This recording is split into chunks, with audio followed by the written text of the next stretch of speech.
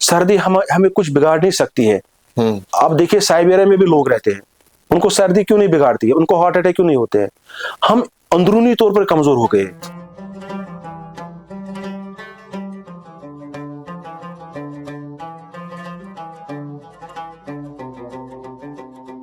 अस्सलाम वालेकुम नाजरीन, आज की मुलाकात के एक और शुमारे में आप सबका इस्तकबाल है। आज हमारे साथ मौजूद हैं डॉक्टर अल्ताफ हुसैन शाह साहब, जो कि सीनियर मेडिकल ऑफिसर हैं डिपार्टमेंट ऑफ आयुष में। बहुत बहुत इस्तकबाल आपका अल्ताफ। शुक्रिया। अल्ताफ साहब, कश्मीर में सर्दियों के साथ आमद के साथ साथ ही बहुत सी बीमारियां भी देखने को मिलती है। जो कुछ बीमारियां ऐसी है जिनकी वजह से अक्सर हम सुनते हैं कि आए दिन लोगों की मौत वाक़ा होती है। उसमें से सबसे पहली चीज़ है हार्ट अटैक। सर्दी की वजह से ब्लड प्रेशर, अक्सर हम देखते हैं जिनको प्रॉब्लम होती है ब्लड प्रेशर की, उनका ब्लड प्रेशर इंक्रीज हो जाता है, उसके बाद मौत वाक़ा हो जाती है। तो एज अ डॉक्टर क्या क्या प्रिकॉशंस लेने चाहिए हमें टू स्टॉप दिस और to reduce the risk of heart attacks? देखिए, जहाँ तक यूनानी मेडिसिन का ताल्लुक है, इसमें एक बहुत अच्छा प्रोटोकॉल दिया गया है प्रिवेंशन का, जिससे अगर वो इंसान अडॉप्ट करे तो बीमारियां बहुत कम हो जाएंगी, उन लाइफस्टाइल डिसऑर्डर्स बहुत कम होंगी अगर वो आज मॉडर्न दौर में अगर उसको अपनाया जाए। उसको असबाब सित्ता ज़रूरिया कहते हैं, या 6 एसेंशियल्स ऑफ हेल्थ। इसमें ये 6 चीज़ें होती हैं कि हर एक चीज़ का बैलेंस होना बहुत ज़रूरी है। जैसे हवा है, खाने पीने की आदतें हैं, जिनको हम यूनानी इसमें टर्मिनोलॉजी में माकूल व मशरूब कहते हैं, फूड एंड ड्रिंक जिनको कहते हैं, या जो हरकत व सुकून बदनी, हरकत व सुकून नफसानी, यानी कि बॉडीली एक्सरसाइजेस और साइकोलॉजिकल वेलबींग, उसके अलावा एक्सक्रीशन एंड इंजेक्शन। तो इन चीज़ों का बैलेंस होना बहुत ज़रूरी है। इस चीज़ का ख्याल रखा जाए, वो चीज़ें खाए जो ऑर्गेनिक हो, जो नेचुरल हो, जिनमें किसी चीज़ की केमिकल इम्प्योरिटीज ना हो, जिनमें किसी चीज़ की फर्टिलाइजर की या पेस्टिसाइड की इम्प्योरिटी ना हो, जिसमें जितनी मात्रा प्रोटीन की हो उसी हिसाब से फैट भी हो, ज़्यादा ना हो न ज़्यादा कम हो, उसी हिसाब से साल्ट्स एंड मिनरल्स वो भी बैलेंस्ड में हो। जो इंसान है इसके पास अगर पैसा आ जाता है, ये सबसे पहले गाड़ी लाता है और अपने फूड हैबिट से चेंज करता है। फूड हैबिट्स माना कि हम हमेशा गोश्त खाने वाले लोग थे, मीट खाते थे, रेड मीट पर्टिकुलरली, तो उस दौरान हम मेहनत भी बहुत करते थे, एक्सर्शन भी बहुत करते थे। गाड़ी में सुबह निकलते हैं, शाम को गाड़ी में आते हैं, तो मुझे लगता है कुछ कदम ही ये दिन में चलते हैं। तो उसकी वजह से क्या होता है, जो हम कार्बोहाइड्रेट रिच डाइट खाते हैं और फैट रिच डाइट खाते हैं, उसमें जो हमें चलाना चाहिए ताकि ये कंज्यूम हो, इसको एक्सेसिव फैट बॉडी में ना बने, जिसको हम कह सकते हैं खून गाढ़ा बनता है। खून गाढ़ा बनना एक बहुत बड़ी वजह है कार्डियक डिजीज की, एक बहुत बड़ी वजह है, क्योंकि इसी की वजह से आर्टेरियोस्क्लेरोसिस, एथेरोस्क्लेरोसिस की बीमारियां पैदा होती हैं, जिनमें रगों के अंदर चर्बी चढ़ती है, वो चिकनाहट चढ़ती है ज्यादा, और उसके अलावा हार्ट की चूंकि ऑलरेडी जो उसके वेसल्स होते हैं बहुत नाजुक होते हैं, बहुत उनकी चौड़ाई बहुत कम होती है, उनमें अगर ये चिकनाहट चढ़ती हैं तो इसमें क्या होता है कि हमें कॉरोनरी आर्टरी डिजीज वगैरह का खतरा होता है। उसी सिलसिले में फिर पेशेंट को आगे जाके प्रॉब्लम होती है, वो भी पर्टिकुलरली विंटर में, क्योंकि विंटर में वो आराम तलबी का भी शिकार होता है, और कुछ ये जो कोल्ड एनवायरनमेंट है इसकी भी कुछ इसकी वजह से भी कुछ ऐसा हो जाता है।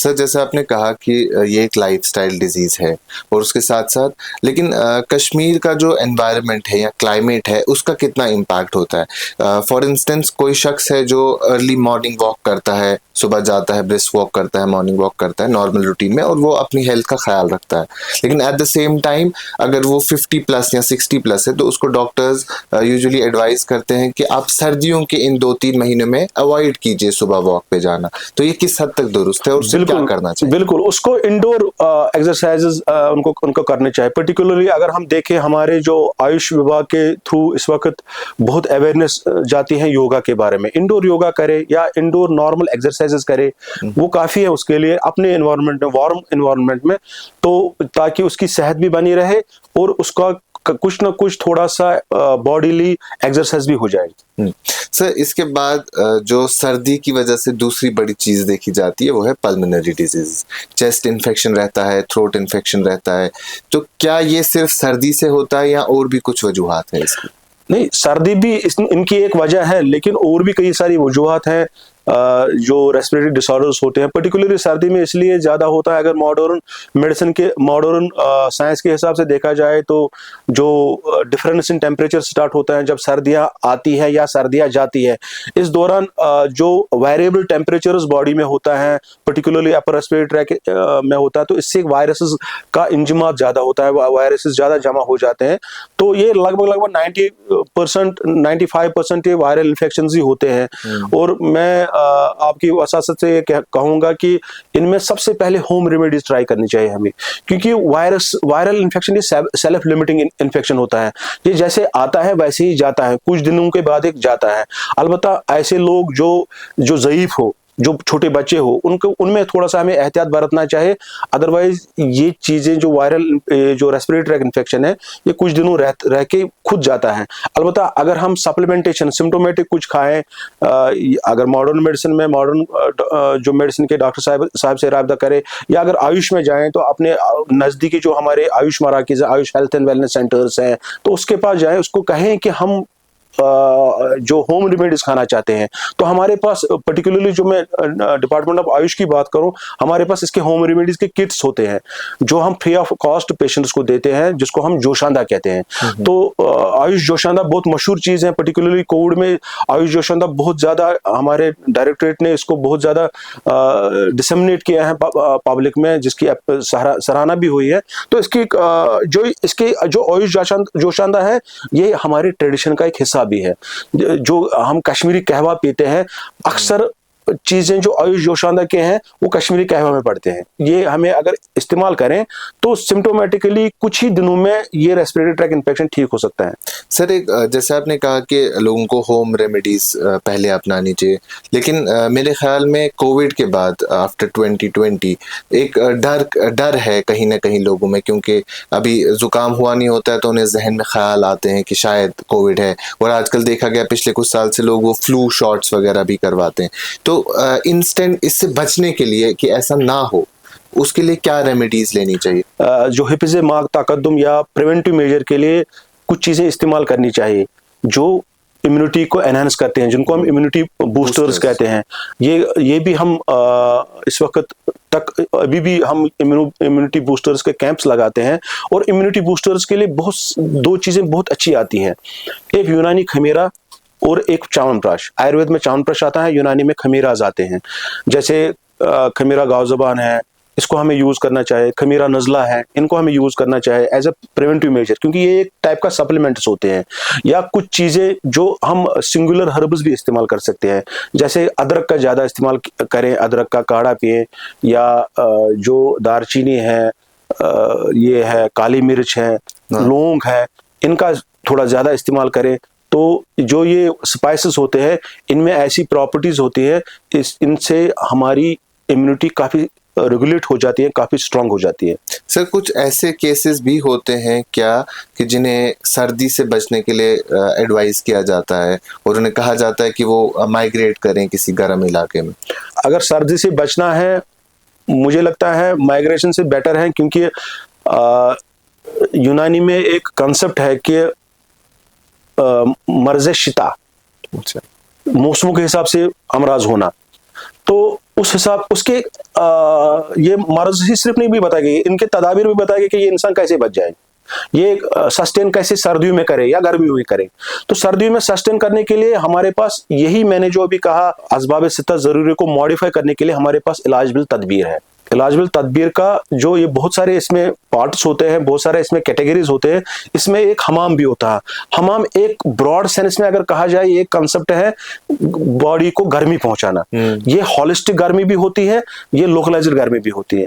तो होलिस्टिक गर्मी के तौर पे पुराने जमाने से हमारे कश्मीर में हमाम का कंसेप्ट है, ये भी हम यूज करते हैं जिससे कमरे गर्म रहते हैं, और उससे ऐसा हमने मेथड यूज किया है कि उससे ऑक्सीजन डिप्लेशन भी नहीं होता है।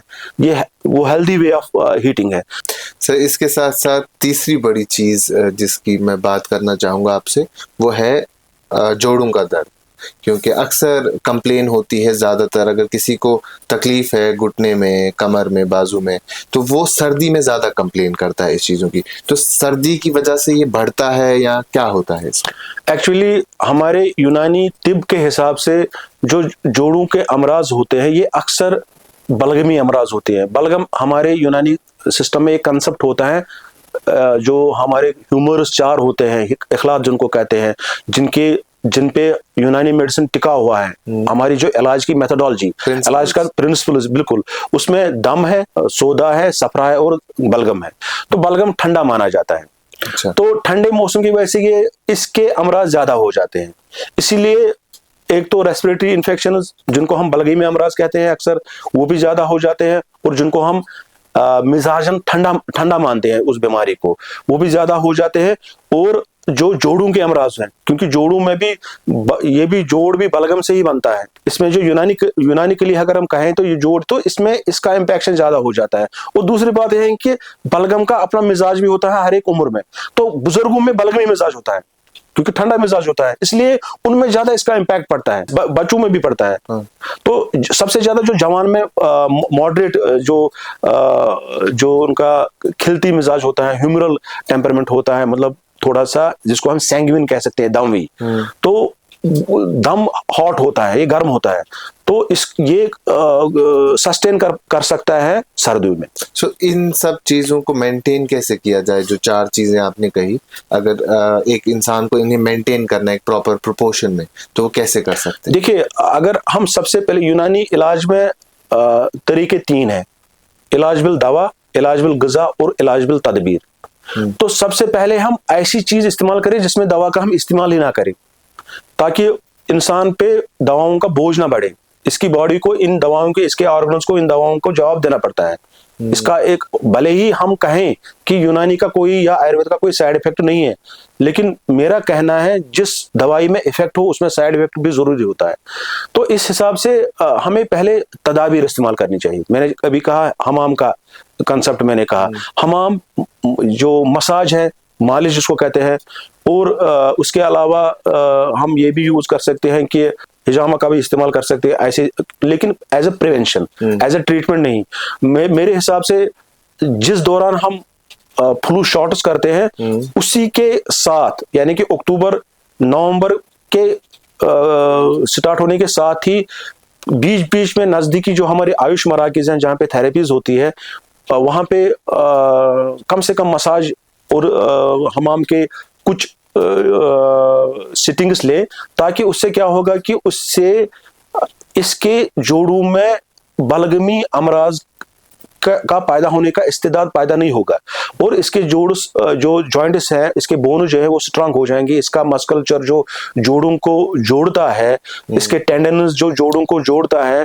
उनमें स्ट्रेंथ पैदा हो जाए, ताकि वो सस्टेन कर पाएगा सर्दी का माहौल। सर, जो आपने ये मसाज सेटिंग्स या हमाम सेटिंग्स का जिक्र किया, ये इसकी कॉस्ट क्या रहती है? क्योंकि अलग अलग तबके हैं हमारी सोसाइटी में, गरीब लोग भी हैं, तो क्या वो अफोर्ड कर सकते हैं ये चीज़? बिल्कुल। हमारे जो, मैं चूंकि डिपार्टमेंट ऑफ आयुष से ताल्लुक रखता हूं, तो हमारे जो Ayush health and wellness centre, अक्सर Ayush health and wellness centres हमारे जो आयुष यूनिट्स हैं डिस्ट्रिक्ट हॉस्पिटल्स में या मेडिकल कॉलेज में हमारे चल रहे हैं, या शाल्टिंग में हमारा जो यूनानी हॉस्पिटल है 50 बेड का, वहाँ पे नॉमिनल चार्जेस, बिल्कुल मामूली सा चार्जेस जो आम इंसान ये कर सकता है। उसके अलावा जो कंसर्नड ये जो इंचार्ज होता है अगर कोई इकोनॉमिकली वीकर सेक्शन का आता है, उसको फ्री ऑफ कॉस्ट दवाएं भी मिलती है और सर्विसेज भी मिलती है।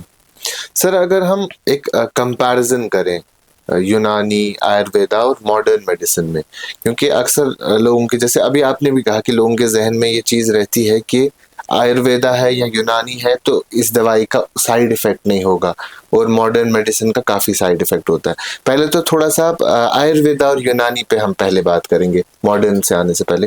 क्या आयुर्वेदा और यूनानी एक ही चीज है, सिमिलर है? क्योंकि बहुत सारे लोगों को लगता है कि आयुर्वेदा और यूनानी सिमिलर है। क्या ये सिमिलर है, या अगर ये डिफरेंट है तो क्या डिफरेंस है इसमें? देखिए, आयुर्वेदा और यूनानी, बिल्कुल आयुर्वेदा यूनानी से काफी सीनियर है। जब आयुर्वेदा आया था तो यूनानी की तो बात ही नहीं थी। यूनानी आयुर्वेदा के हजारों साल बाद आया।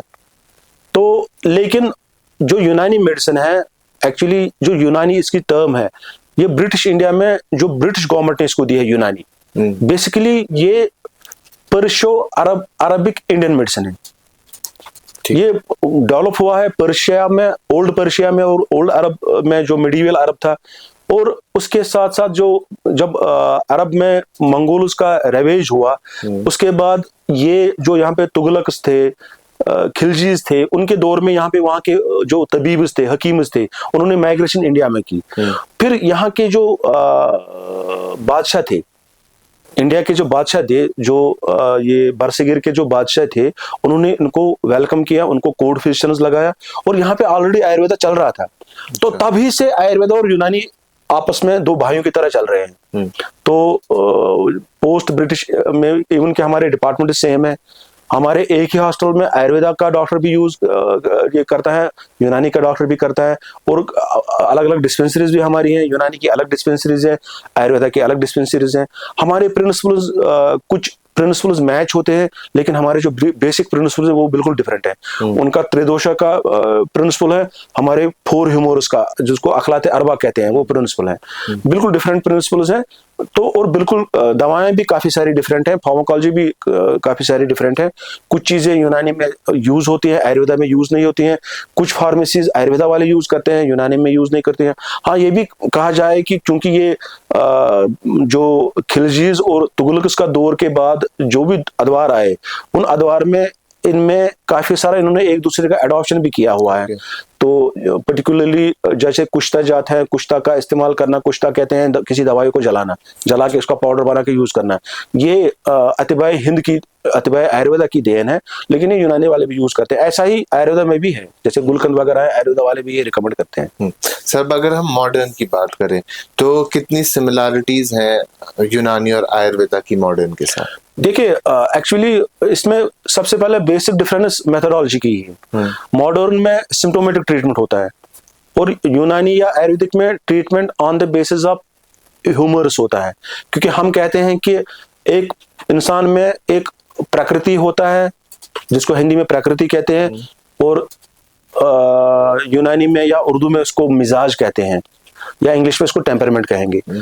हर एक इंसान में अलग अलग टेम्परामेंट होता है, हर एक दवाई में अलग टेम्परामेंट होता है, हर एक डिजीज में भी नॉर्मल या एबनॉर्मल अपना टेम्परामेंट होता है। हम क्या करते हैं, हम इलाज में जिद करते हैं। अगर हमें गर्म टेम्परामेंट की बीमारी है, उसको हम सर्द टेम्परामेंट की दवाई देते हैं। सर्द टेम्परामेंट की बीमारी है, गर्म टेम्परामेंट की दवाई देते हैं। बिल्कुल यही लगभग इसी का इतलाक आयुर्वेदा पे भी है। लेकिन मॉडर्न मेडिसिन पे सिम्टोमेटिक ट्रीटमेंट होता है। अगर वहां पे नजला बह रहा है, ऐसी अद्वियात का इस्तेमाल करते हैं जिससे रुक जाए। लेकिन हमारे यहाँ नजला क्यों बह रहा है, इसकी वजह, जो वजूहात क्या है, हम उन वजूहात पे जाते हैं, और वो वजूहात हमेशा ह्यूमरल इम्बैलेंस होता है, टेम्परामेंटल इम्बैलेंस होता है। हम उसको नॉर्मलाइज करते हैं अपनी इलाज बिल जिद से, वो ठीक हो जाता है। तो आपका मतलब है कि आयुर्वेदा और यूनानी में कॉज पे फोकस किया जाता है, रूट पे फोकस किया, रूट कॉज पे फोकस किया जाता है। तो उसको ट्रीट करके ऑटोमेटिकली बीमारी ठीक हो जाती है। बीमारी ठीक होती है। सर, इसमें एक चीज है, जैसे मॉडर्न जो मेडिकेशंस हैं या जो मॉडर्न साइंसेज हैं, इसमें सर्जरी एक बहुत बड़ा रेवोल्यूशन था, जो आयुर्वेदा और यूनानी में शायद उस लेवल का नहीं आया था। तो जो सर्जरीज है, क्या अभी कुछ लेवल पे आयुर्वेदा और यूनानी में होती है? बिल्कुल, जो हमारे पोस्ट ग्रेजुएशन कोर्सेज हैं, यूनानी में और आयुर्वेदा में MS कोर्सेज भी हो जाते हैं, लेकिन उनका ज़्यादा अभी रिसेंटली गवर्नमेंट ऑफ इंडिया ने परमिट किया है, जो MS आयुर्वेदा है उनको माइनर सर्जरीज की भी परमिशंस दी है। पर्टिकुलरली जो एक मशहूर सा सर्जरी है वो है एनोरेक्टल सर्जरी, जिसको शार सूत्रा कहते हैं, बहुत मशहूर चीज़ है इस वक्त वर्ल्ड वाइड। तो ये आयुर्वेदा में यूज़ होता है। तो इसके हमारे JNK में जो हमारा जम्मू का आयुर्वेदिक हॉस्पिटल है, तो वहाँ पे भी इसका यूनिट है। तो जो हमारे एनोरेक्टल डिजीज जो काफ़ी सारा कश्मीर में पाए जाते हैं, उसका नेचुरल वे में एक शार सूत्रा सर्जिकल मेथड है, जो एक मेडिकेटेड थ्रेड से किया जाता है और उसके काफ़ी सारे अच्छे रिजल्ट्स आते हैं। ये सिर्फ एनोरेक्टल डिसऑर्डर्स में पर्टिकुलरली जो साइनस है, फिस्टुला है, जिनको नासूर कहते हैं, इनको मॉडर्न सर्जिकल में तो पूरा इस नाली को खोलना पड़ता है, लेकिन इन थ्रेड्स की वजह से इस नाली के थ्रू इसको पास करते हैं, इस थ्रेड को, और उसमें जो टिश्यू, एक एबनॉर्मल टिश्यू जिसको ग्रैनुलेशन टिश्यू होता है, उसको साफ करते हैं, तो उसकी वजह से हीलिंग हो जाती है और पेशेंट ठीक होता है। क्या ऐसी चीज है कि जिसका यूनानी में अभी तक इलाज नहीं है? कोई ऐसी भी चीज है जिसके लिए आप लोग रेकमेंड करते हैं कि आप वो मॉडर्न की तरफ जाएं? बिल्कुल, जो आपने बात कही है रिकमेंडेशन की, मैं सबसे पहले बात करूं, इस बात पे आ जाए। इसके लिए क्रॉस रेफरल सिस्टम एक बना हुआ है जो गवर्नमेंट ऑफ इंडिया ने बनाया हुआ है। इसमें जो हमारे मेडिकल कॉलेजेस हैं, हमारे डिस्ट्रिक्ट हॉस्पिटल्स हैं, हमारे PSCs हैं, इनमें आयुष के सेपरेट यूनिट्स है। हमारे PSCs में जो हमारा बेसिक हेल्थ का यूनिट होता है, वहाँ पे भी आयुष का एक डॉक्टर होता है। वो आयुर्वेदा का भी हो सकता है, यूनानी का भी हो सकता है, होम्योपैथी का भी हो सकता है। पेशेंट के पास चॉइस होती है कि वो कौन सा इलाज करवाएं। इस बेसिक चॉइस के थ्रू अगर यूनानी डॉक्टर के पास पेशेंट आए और उसको लगे कि ये मेरी दवाइयों से ठीक नहीं होगा, या मेरी दवाइयों से इसको टाइम लग जाएगा, या इसको पेशेंट को कोई प्रॉब्लम हो सकती है, इस बीमारी का एग्रीवेशन का खतरा है, तो वो इसको रेफर कर सकता है। इसी तरह इसी बुनियाद पे जो मॉडर्न जो हमारे तबीब हैं, हमारे डॉक्टर्स हैं, उनमें भी अक्सर देखा गया है, पर्टिकुलरली पेशेंट अगर क्रॉनिक किडनी डिजीज का पेशेंट है, पेशेंट अगर स्किन डिजीज का पेशेंट है, पेशेंट को म्यादे की प्रॉब्लम हो जाती है दर्द आवर गोलियों से, अक्सर देखे गए हैं, वो ईमानदाराना तौर पे इनको रेफर करते हैं हमारे पास कि डॉक्टर साहब जरा आप देखिए आपके पास इस बारे में क्या हल है। सर, दूसरी चीज इसमें मैंने ये पूछी थी कि बहुत से लोग हैं जो अब मॉडर्न को छोड़ के यूनानी या आयुर्वेदा की बिल्कुल तरफ आते हैं। एक्चुअली एक जमाना वो भी था जब यूनानी और आयुर्वेदा का छोड़ के लोग मॉडर्न की तरफ गए थे, वो भी जमाना था। अब वो जमाना वापस आ रहा है, इसकी रेनेसेंस हो रही है। तो इसमें कोई शक नहीं है कि इसमें सबसे बड़ा रोल हमारे जो UT ऑफ JNK में हमारे जो डायरेक्टरेट है, इन्होंने काफ़ी सारा फोकस किया हुआ है। मिनिस्ट्री ऑफ आयुष ने काफ़ी सारा, जो गवर्नमेंट ऑफ इंडिया काफ़ी सारा फोकस किया हुआ है। काफ़ी सारे सेंटर्स और खोले गए हैं, जो एग्जिस्टिंग सेंटर्स उनको अपग्रेड किया गया, उनको अपडेट किया गया, उनमें फैसिलिटीज दी गई है। पहले जमाने में ये नहीं होता था, तो डॉक्टर्स में उससे कॉन्फिडेंस आ गई है, तो उसकी वजह से क्या है कि पेशेंट्स भी बढ़ गए हैं, तो इन्वेस्टिगेटिव फैसिलिटीज भी रखी गई है। टेम्परामेंट या प्रकृति की हम प्रोफाइलिंग करते हैं सोसाइटी में, हम पहले ही जांच लेते हैं कि किस टेम्परामेंट में बीमारी होने का खतरा है। अगर हमें इस प्रोफाइल में, इसमें भी टाइम लगेगा, आगे जाके पहले ही पता चलेगा, हमें हमारा जो डाटा पहले ही बताएगा कि इस मोहल्ले में कितने लोग हैं जिनको सर्दी आने के सर्दी की आमद के साथ बीमारियां होने का लाहक है, तो उनको हम पहले ही उनको इलाजिबल तदाबीर या हिफ्ज़ मातकदुम के तौर पर, प्रिवेंटिव मेजर्स के तौर पर दवाएं दे सकते हैं। जो आपने कहा कि एक चीज वापस आ रही है, क्योंकि कुछ वक्त पहले तक तो यूनानी वालों को यहाँ हकीम कहते थे, उन्हें डॉक्टर भी नहीं समझते। एग्जैक्टली। एक्चुअली मैं मेडिकल अफसर हूँ, जितने मेरे हुकूक हैं उतने जो मॉडर्न मेडिसिन का फिजिशियन है उसको भी हुकूक है। इंडियन कॉन्स्टिट्यूशन में इसमें कोई फर्क नहीं है, हमारे जो राइट्स बिल्कुल सेम है, हमारी पे ग्रेड बिल्कुल सेम है, ऐसा कुछ नहीं है।